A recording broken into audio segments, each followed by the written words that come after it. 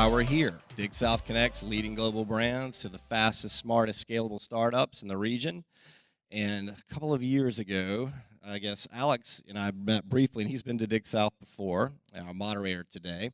And I went down to Atlanta, met with him. He's the Chief Innovation Officer for the Metro Atlanta Chamber, runs Disruptor Studio. I attended one of his events. He interviewed Kat Cole, went deep on the subject, was absolutely brilliant. I loved it. And he is so integral to all the things happening across Atlanta and the startup community and developing that ecosystem, helping other companies grow and scale. And I just, called him and we had lunch and then followed up and said, well, I'd really love you to do this, to bring Disruptor Studio here. And, who should we interview? So we were going through some names and he brought up Marc, Gorlin and Roadie. And I was thinking that is the exact perfect representation of succeeding in the South and what we've been doing with Dig South and helping people find the contacts and the content and those capital opportunities. So, Marc is the co-founder of Cabbage, an extraordinary company that's now a unicorn. Is that fair to say? Yeah, and he's the co-founder and CEO of Roadie, which is a venture-backed, red-hot company. And I'm not going to go into it. They're going to share the story and what they do, but they really embody that they're proof positive that in the South you can raise funds, you can scale a company globally, and you can have significant, meaningful impact. So they're going to inspire all of us to do the same. So please give a warm welcome to Marc Gorlin and Alex Gonzalez.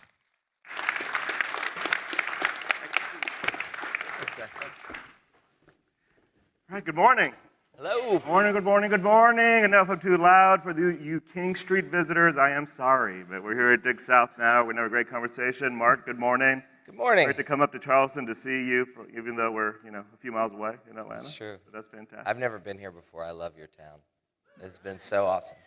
That's right. Yeah, the ones that aren't responding really loved the town last night. So. Well, I know for everybody that also had bacon-infused old fashions last night, thank you for getting up and coming here this morning. I understand the struggle is real. So, I love this startup. I think it does describe you well in terms of challenging the status quo, in terms of this kind of entrepreneurial courage and so forth that we want to celebrate at Dig South. And definitely, Marc, I think you bring it. So I'm going to enjoy the conversation. First of all, for everybody here, I want to kind of get into what makes Marc, and what makes Roadie, and Cabbage. So definitely check out Marc online. Check out his LinkedIn for his full bio and profile. And you could follow him at Marc Gorlin, that's Marc with a C, on social media. You could follow me at Alex G Innovation. So continue the conversation after we're done here. But let's first start about, Marc,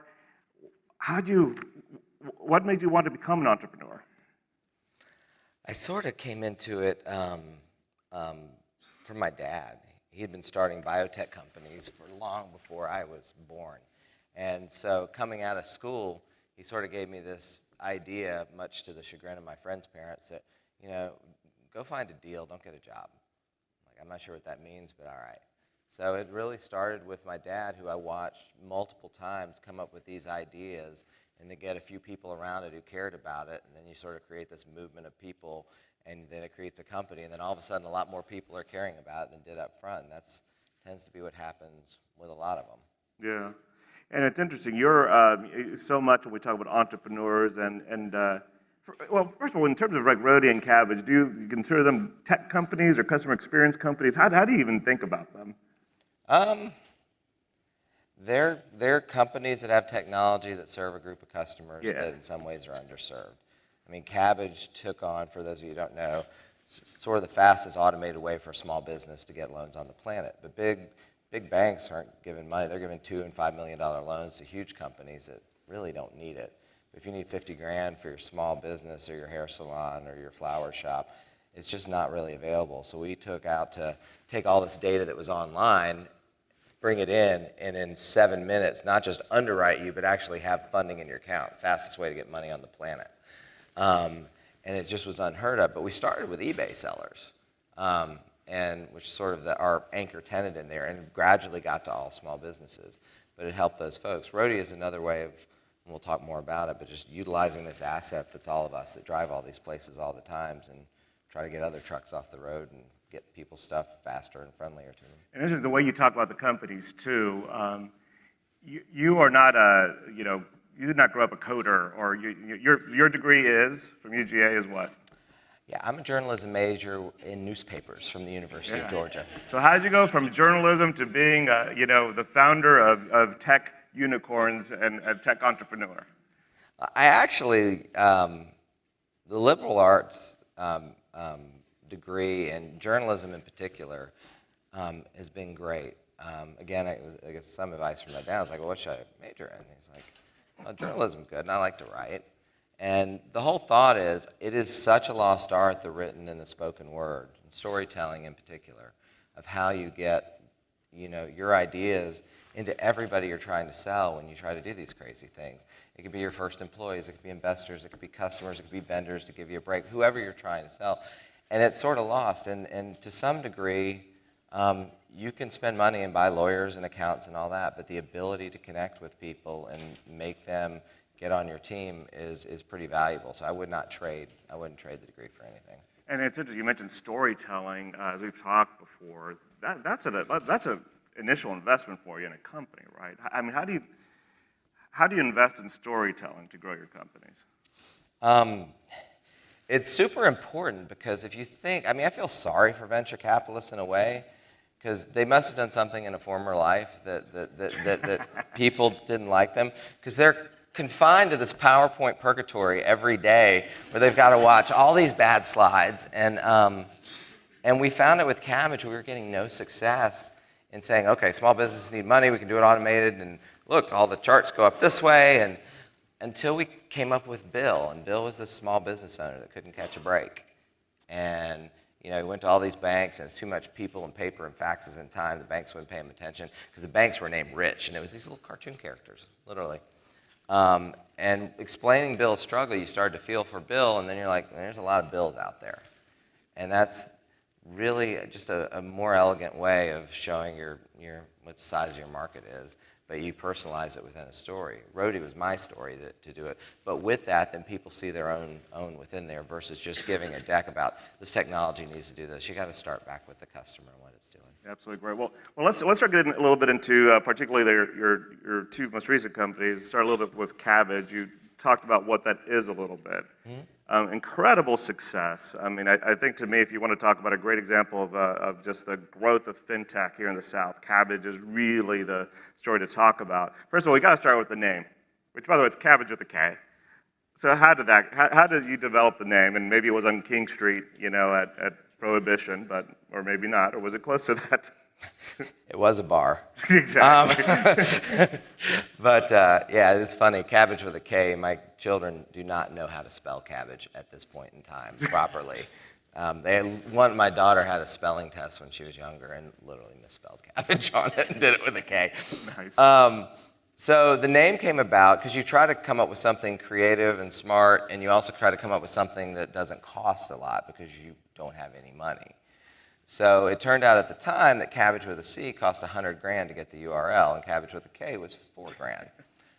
Question answered. But we went through everything. We were at Five Seasons Brewery in Atlanta, well into lots of libations, and we were thinking like, what are the euphemisms for money? And there was like dough and tab, and like anything you possibly could want would be there. My favorite that didn't get used, but my co-founders always still give me hell about it, because everybody was trying to copy PayPal and anything you could put pay in it. So I had the brilliant idea of Pegasaurus, the happy dinosaur that lends you money. It got thrown out, but there was a great logo that came along with it. So now you're talking about your co-founders, especially for any entrepreneurs. Some are sole founders, some are co-founders. You have a couple partners you founded Cabbage with. Yep. So talk about that dynamic, because having met your other founders as well too, very strong personalities as well, very focused, big vision. How does that work? Yeah, we're a lot to take. It was magical. I mean, you're essentially marrying people for a period of time with a common goal. And the great thing about Rob and Catherine and I is, to some degree, early on, everybody's sort of a generalist, and then as your company scales and grows, you start bringing in more specialists into areas. But we were relatively interchangeable, but had specific skill sets. Rob was a lawyer by background. It was his idea. And Catherine had a vast history in financial services. And I knew how to raise money and typically sign up companies to do things that were very unnatural for them. And the combination of the three of us was almost required because we started this thing in a moment in time where it was like the worst financial crisis ever. So the idea of these three yokels from Atlanta traipsing around the valley saying, give us money to help give money faster to eBay sellers was not a very well received idea. And we spent nearly like 10 of the last 12 weeks of 2010 doing 7 meetings a day in Silicon Valley and Boston and New York and getting told no 99% of the time. So having folks that just believe it's going to happen regardless of what people tell you is super important because you need to build a thick skin and a sense of humor, and it's super required. So having those folks around to do it. Roadie's a little different, sort of being sole founder, but there's a group of 5 people that were there from almost day one that are pretty much co-founders of it. They bought in, they quit like really good jobs, they moved their families to Atlanta in a couple of cases. So it's not a one-person game, it's a team sport. Well, I think just and hearing with Cabbage, just so someone from financial services, a lawyer, and a guy with a journalism degree started what's one of the fastest growing fintech companies in the world. So that's fantastic. That's pretty cool, and I think it says a lot in terms of your being purposeful in terms of what Cabbage is. So listen, by the way, we're going to have plenty of time for Q&A. So I know as we go through a lot of topics, just hold on to your questions, and we'll come back to that. So let's talk about Roadie. So how did that even start? What's the origin of Roadie? I apologize if you've heard the story before, but it's in this case, it was my story that happened that made me think of the idea in the first place. So I live in Atlanta, and I've got a condo down in the Gulf Coast. If anybody know where Perdido Key, Florida is, show of hands. You've been to the Floribama? Keep shut. Yes, a lot of hand waving over there. Favorite bar on the planet. So this condo is down there, and the developer apparently did not put pans underneath the master bathroom shower, so somebody's leaked into like 6 units. Huge pain in the ass. So everybody had to rip theirs out, so I decided to put mine back up and make it nicer and put tile up. So it was February of 2014, it was a Thursday, and I was driving down to oversee the tile. It was tile day. I get to Montgomery, Alabama, have lunch, get back in the truck, and I get a call from Glenn, who is the tile guy. Now Glenn's from UCLA. Everybody know where that is? It's not that one. It's actually the upper corner of Lower Alabama, and he talks like no one in this room. And the call goes like this. He's like, hey, Mark, this is Glenn. That bullnose tile done shown up broken as shit. Ain't going to be here till overnight delivery, which is on Monday. First of all, overnight delivery is Friday, not Monday. I'm going to get nowhere with Glenn. So I'm like, where's the tile? I go, well, I think it's in Birmingham, about an hour and a half north of Montgomery. So I'm like, all right, find out. Hang up the phone. I'm pissed off. I'm sitting at the overpass of I-65 in Montgomery, Alabama. And I look left, I see all these cars going south. I look right, I see all these cars going north, and I think to myself, there is bound to be somebody leaving Birmingham right now heading to Montgomery, and if I just knew who they were, surely they'd throw a box of tile in their trunk. Give them $20, they're coming this way anyway. There's probably someone going all the way down the beach, and I could be a couple of bushwhackers in at the Bama by the time they get down there. And that's when it hit me that there's this unbelievable transportation heat map that exists under all our feet. The total of all of us, where we all go every day. More vehicles than UPS, FedEx, Post Office, and every courier you can slap together combined. Actually, 250 million vehicles hit the road every day with 4 billion cubic feet of excess capacity. So the question was, what could we do if we utilize that space? And that's how we came up with Roadie, which matches up enterprises and businesses and you and me who have stuff to send with drivers that are already going in the right direction. So it's fantastic. And as you started up, and of course, you had all the success coming off of Cabbage, now you're going into Roadie, but what was your biggest challenge starting up Roadie? I mean, you've got to convince people to, it's sort of different things. I mean, in the business, since it's kind of like Uber, Airbnb, and UPS all spun together in a bucket, it's a marketplace. But you've got to sort of get that chicken and the egg, and we looked at drivers and getting deliverability up front there.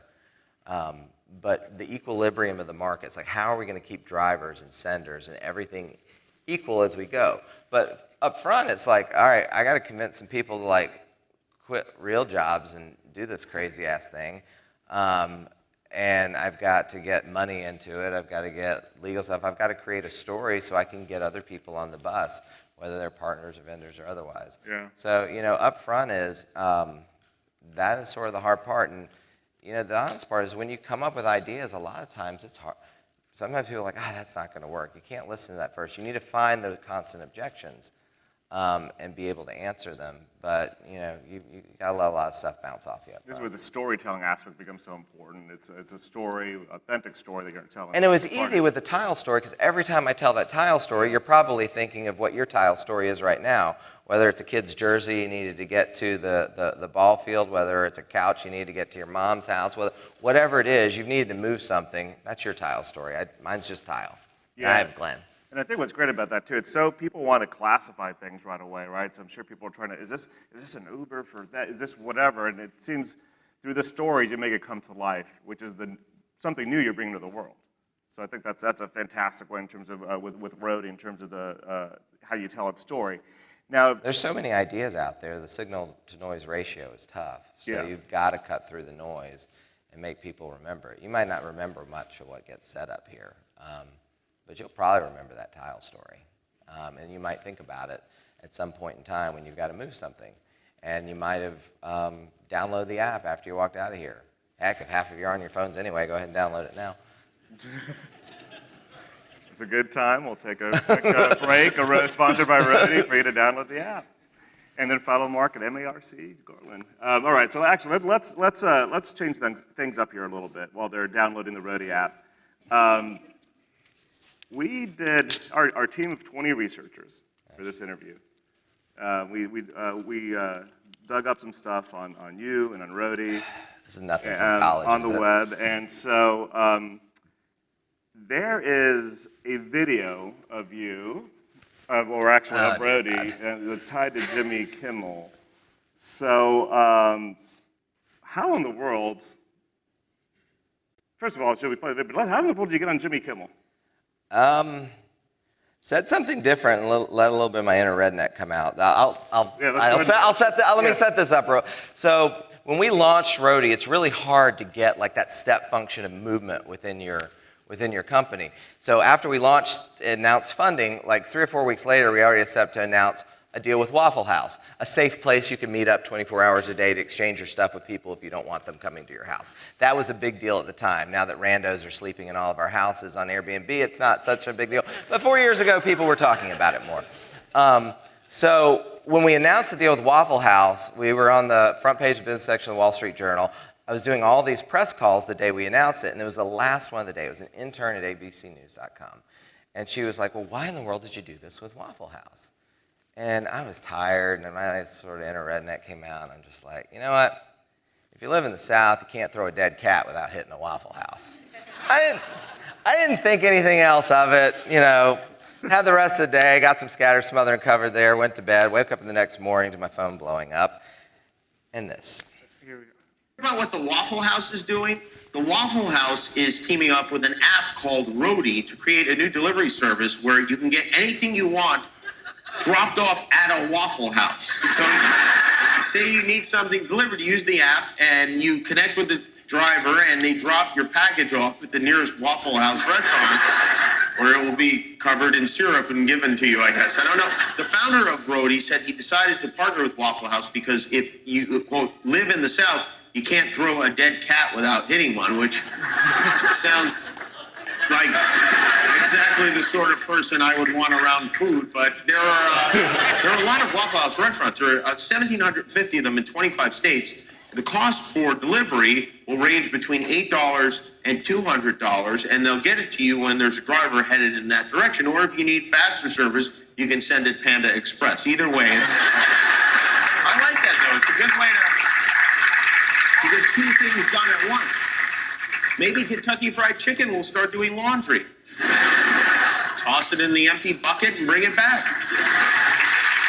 In Japan. So, yeah. You know what I'm saying? You're in pop culture, man. No, that was really cool. It was fun, and I mean, it speaks to, if nothing else, you don't have to be so scripted and say all the words that you're supposed to say when you meet with investors and you do all this stuff. You can be real, you can be you, and sometimes that plays a lot further than you expect it to. And speaking of being you, this other clip we came up with, you would bring it up. I don't even know how to describe this, so I'm not going to turn this over to you. I'm assuming this looks familiar. Yeah. So take it away. Actually, there's a trick that I used to do, I'm going to do for you now, that probably explains the most important lesson about entrepreneurship that I know. And it's called, back in the day, it's called the magic milk trick. In college, it was called the magic bourbon trick. But it goes like this. So I'm going to take this newspaper, make it into a bit of a funnel here, and this will represent our startup. And you ask what that secret sauce is, and we have our pitcher of milk, and this is going to represent the secret sauce. So what you do is you take the startup, and you pour the secret sauce into the startup. Now, this is the point where I was going to light this on fire, but the fire marshal shut that down this morning. So I will have to improvise.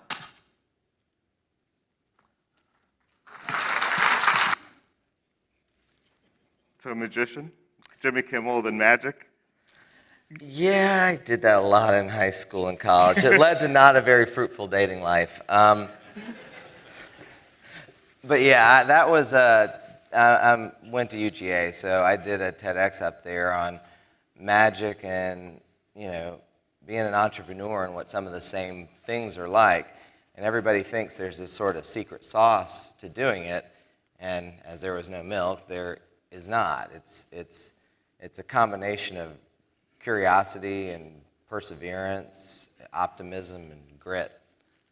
There isn't like a secret sauce to it all. But what was interesting out of that TEDx, it actually ties back to Waffle House, if you think about it, is one of the points in that whole thing is like you've got to get people to suspend disbelief to believe something. You've got to create illusion that something is real before it is.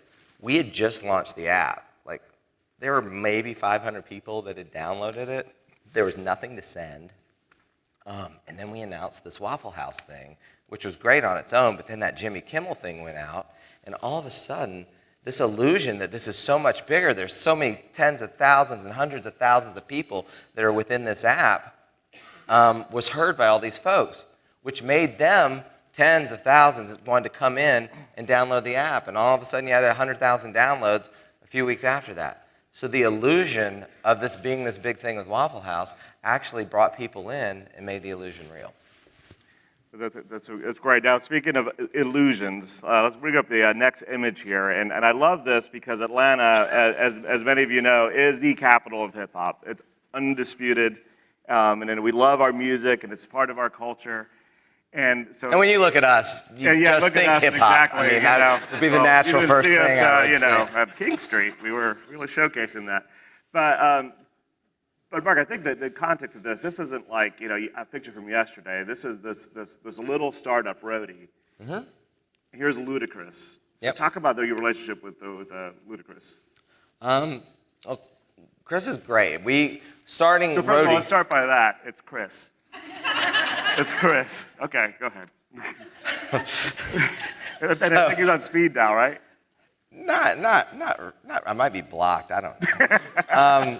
So in starting Roadie, the idea of it seemed like it would be cool, again, to build a step function of people having awareness to get, Roadie comes from the idea of the real roadies that are safely getting musical instruments from town to town or gig to gig, which is why we call gigs in the app deliveries. So we wanted to get somebody in music to do it. So I became friends with a guy that runs Live Nation. I was like, I need to find somebody to do this, but I've got like two criteria. One, I can't pay them a whole lot, so they need to care. And two, they can't be an asshole. And that eliminated a lot of people in entertainment, remarkably. But Luda's in town, and we wound up meeting with his manager a few times. And then one day, he just shows up in the office, and we're talking about Roadie. And you'll see on the shirt, it says friendshipping. And there's a Ludacris shirt for everyone here at our booth afterwards if you want to come and get it. They're pretty awesome. But he saw that friendshipping on there, and he literally sat there and he was like, damn, friendshipping is dope.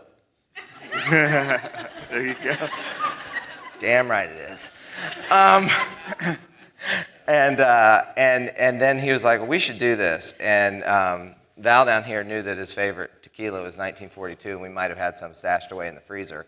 So he was like, we should do a toast, pulled it out. He sat there and did a 90-second toast at our conference table, and we did a shot of tequila at our conference table with Ludacris. So he was on board. And it's been great in all of our driver recruitment stuff, and he cares about community, does a lot of stuff with his foundation for kids in Atlanta. But much like Waffle House that builds communities, he sort of does the same, and it has been an experience. That's outstanding. And this, Bill, you just made, I mean, to think about this phase of Roadie, and you have Ludacris and Jimmy Kimmel, just pretty amazing about how you could really amplify the brand. It's great for all entrepreneurs to understand. It's step functions, and I had no idea up front we'd be having, Ludacris or Waffle House or get an anchor tenant with like a Delta Airlines to start out. But you've got to open yourself to figuring it out. You're not going to know all this stuff when whatever it is you're starting. So I do want to open it up to questions. So start raising your hand to get a mic, I believe, right?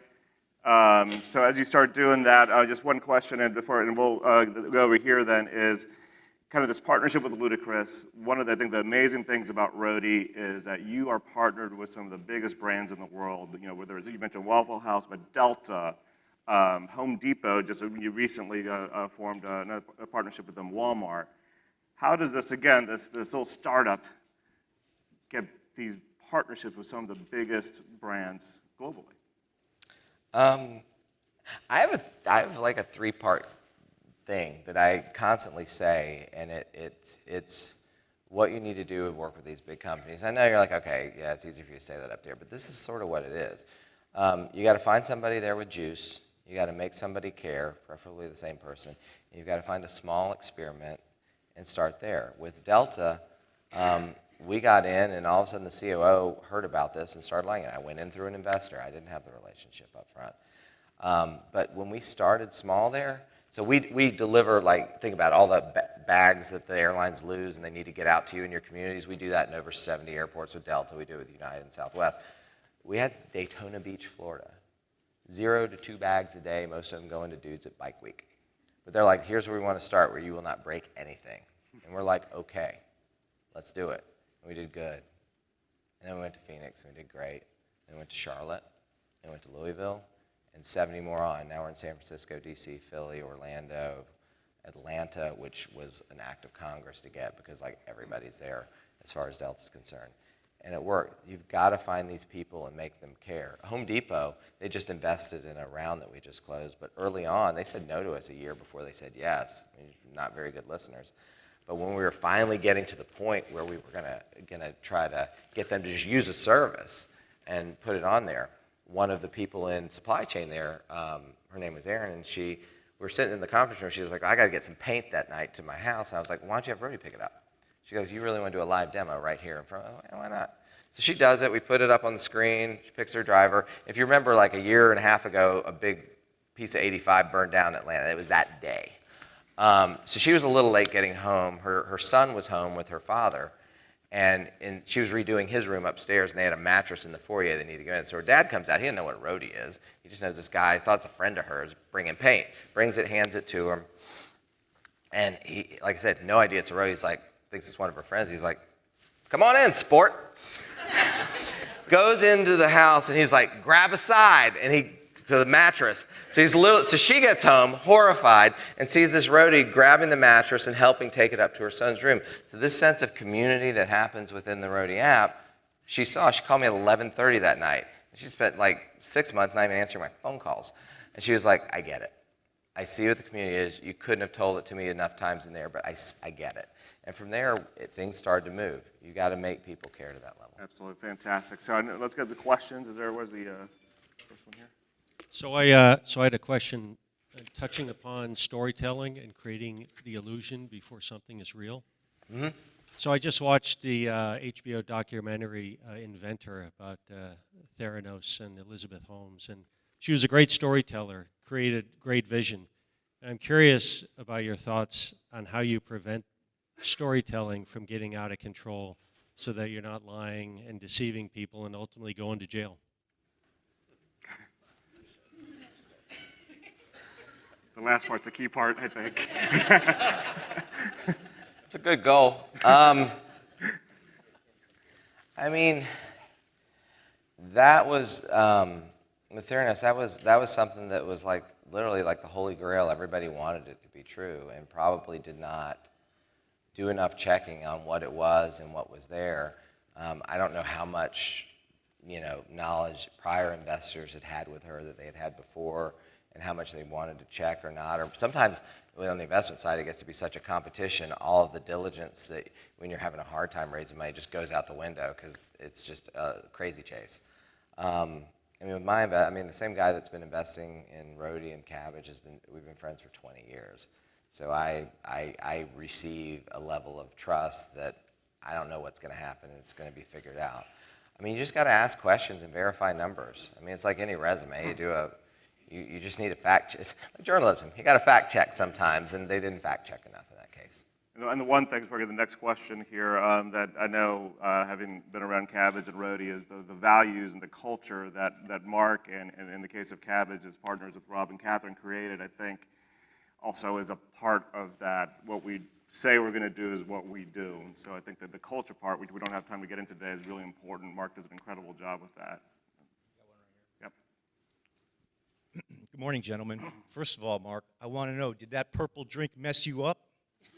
No, it got kicked over. Oh, I didn't hear that part. I don't recall who came to market first, Cabbage or On Deck, and what differentiates Cabbage from all the other lenders that have flooded that space? That's a really good question. We were kind of neck and neck with On Deck. They were a little ahead of us, but the difference between the two is we were really trying to create an automated solution where you pulled in data and really made an automated. They were too, but much like the question over here, there were people looking at it. It was taking longer. They've caught up in some ways, and I know that runs On Deck well. We all wind up seeing each other at the same events. But it's truly automating that and taking completely disparate data sources. At eBay, when we first started out, we're like, oh yeah, you need to look at different data, and there's 300 data points, true, with every eBay transaction you do. And we would say that like we're looking at all of them, which we weren't. We were looking at like 3 of them, and then we added, but you figure out what's more important. But we stuck to that North Star of being able to do it in an automated fashion, have very few hands on it, which made it more efficient. That's probably one of the bigger differences. On Deck went public earlier, and probably made it harder for a lot of folks in that industry to get out because everybody was sort of looking at them and seeing what the results of that have been, which has been, they seem to be doing better now, but it took a minute. No. We're still private. Here, and then there's someone up front here. Okay. I see that you have a very community focus to what you're doing, especially with Roadie and Cabbage. What personally or are the individual businesses doing to do like a social exchange within a foundational type of thing, or handling any type? You talked about Ludacris being with his foundation. What are your companies doing to be a social enterprise? Sure. From early on at Cabbage, we started Cabbage Cares, which goes out into the community where people take time off every day not every day, but it used to be like quarterly. It's probably monthly over there at this point now, and do projects, build Habitat for Humanity, clean up camps, whatever it would be. With Roadie, it's sort of unique that we have the ability to move stuff around. So we've done Meals on Wheels and stuff like that, but my favorite one of all was when the hurricanes came through Baton Rouge and flooded everybody's home. We're like, this is what this is built for, people going that way anyway and helping each other out. So we opened the app up free, in and out, up I-10, I-11, and it was awesome. People sent their dogs and things out of there that they needed to get to dry areas so they could rebuild, and they sent their brothers and sisters couches down in the Baton Rouge area to help rebuild while they were trying to rebuild their lives. And we weren't the size we were now, but I think we calculated nearly 60,000 pounds of goods went in regular passenger vehicles in and out of Baton Rouge, and we opened that up for free. Fantastic. Yep. Hey, Mark, my name is Sean. I'm with Ernst & Young. So first, I want to say congratulations for being a 2019 finalist for Entrepreneur of the Year. Thank you. Awesome. Yeah, awesome. But it seems like as you've gone through your creative process and evolution, well, I guess the first wasn't a process. even when you created Roadie, you were in a situation. So what does your creative process look like now when you're thinking about new ideas? Are there practices that you embody in your everyday life to kind of keep your creative juices flowing? Can you describe what that's like for you now? I ask a lot of questions, and I just sort of pay attention to stuff. I mean, there's not like, I'm going to be creative now. Go. It doesn't work. You just look for stuff in life like that tile story. I mean, I was walking around Universal Studios with my son Mills, and we saw a little girl walking. It looked like bubbles were coming from her. We might start a company that gets bubbles coming out of kids' shoes. You just sort of look at it, life around you, and either problems you have or opportunities you have to do it. And my brain's where I just can't help it. The key is trying to separate, okay, because they come up with really bad ideas too. Is to try to separate them out. More in the spirit of startup ecosystems, could Cabbage have been started in Athens, or why not? It's kind of hard answering a question with somebody wearing a Florida jersey, but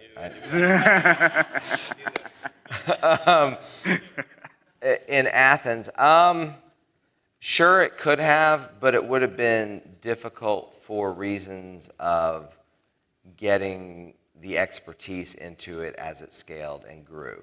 The great thing about like the Northeast is like with all the pharma companies, if you get fired from Merck, you can go to Pfizer. In Atlanta, you have the same things with cybersecurity, you have it with fintech, you have it with logistics to some degree. You should have it with consumer tech. It's not as much. Roadie is sort of a little bit alone there. But you should with all these big brands that you have in Atlanta. So you need to have a wealth of people that can come on and help fulfill that vision and expertise around it. And you've got to sort of build that. And the way it gets built is you fund and you do events like this, and you get startups and you get successes, and then they birth hundreds of more startups. And then it becomes a lot safer for an employee base with certain skill sets to come into an area. All right, Mark, to kind of wrap things up. So did you have one over there, or are you just fixing your hair? No. Okay. Okay, we actually have one here, and then that'll be the last one. Unless you guys want to give me more time. It's up to you. Stan gave me a nervous laugh, so that means no. So let's go ahead. We'll do one more, then we'll wrap Real up. quickly, I noticed that Cabbage recently had a capital markets event through a securitization, and wanted to know what you thought that meant for the growth of the industry as a whole. It's good. It's becoming more legit. We were giving money to people selling Beanie Babies online to begin with, and you'd be thrown out of those buildings at that point in time. It just grows up and matures and becomes a way that finance is going to get done honestly to the vast majority of people that create wealth in the country as small businesses. It's not the big ones. I mean, the vast majority is small business. Yep. Can I give her one too? One, and then we'll wrap up. So my question is, so you started in Atlanta, and with it being a big international airport there, I'm curious, first of all, was that strategic in the startup? And regardless of whether it was or wasn't, do you think that may have helped get your company off the ground at the beginning? Do you think it had any impact? It was strategic because I lived there, as did Rob and Catherine, and again with Roadie. And it's great because the airport there sort of gets you anywhere.